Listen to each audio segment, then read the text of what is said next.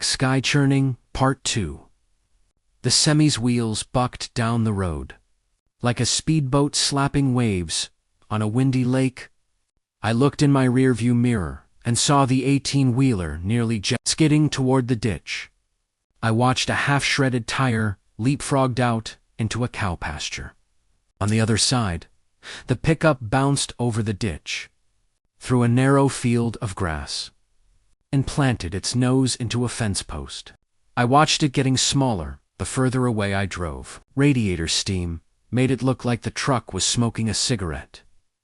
I chuckled out loud, but not for long. My attention was quickly recaptured by the onlookers lining the sides of the road. It was becoming apparent that the mysterious cloud wasn't just near our neighborhood. It was directly right over top of it. I thought of Marnie and the kids as I looked up at the sky. As I got closer, I had to lean forward over the steering wheel to get a good view. This cloud, or whatever it was, seemed to have a texture to it, a sort of grain.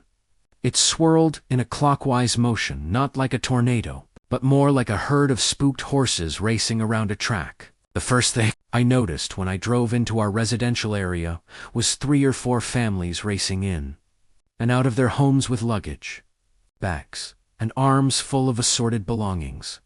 One guy had 1 kid tucked under each arm. Moms dragged their gawking children along by their arms, shouting at them to move it. Dads were beeping their horns and screaming at their wives. I wanted to go faster, but under the circumstances, I thought it best to roll through the scrolling neighborhood with ease. Unattended kids and pets, panicked parents, and distracted onlookers wafted through the streets.